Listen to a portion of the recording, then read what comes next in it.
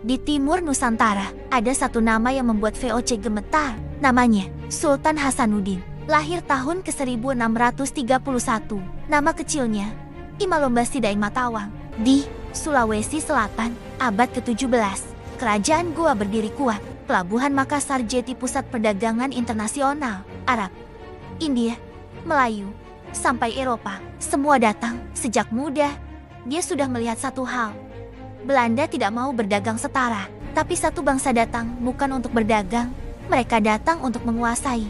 Namanya VOC, dipimpin oleh Cornelis Pilman.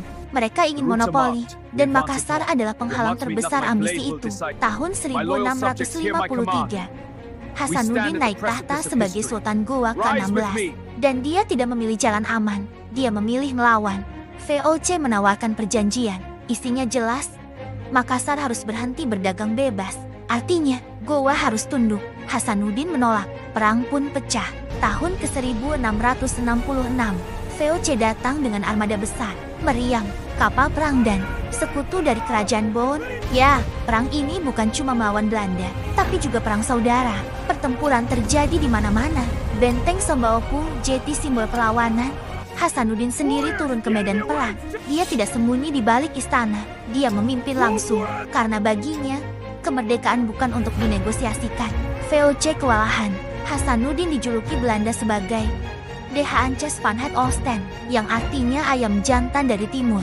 Kenapa ayam jantan? Karena dia bertarung tanpa mundur, menyerang balik, berani, agresif. Tapi VOC punya satu keunggulan, politik adu domba. Mereka memanfaatkan Arum Palaka dari Bon, dan itu mengubah segalanya. Tahun ke-1667, Hasanuddin terpaksa menandatangani perjanjian Bongaya. Perjanjian yang berat yang membuat Makassar kehilangan banyak wilayahnya. VOC mendapat monopoli dagang.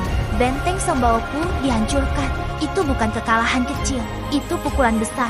Tapi satu hal penting, Hasanuddin tidak pernah menyerah secara mental. Dia tetap melakukan perlawanan, sampai akhirnya, tahun 1669, Goa benar-benar jatuh. Hasanuddin turun tahta, dan beberapa tahun kemudian, ia wafat di usia 39 tahun, masih muda. Tapi namanya abadi.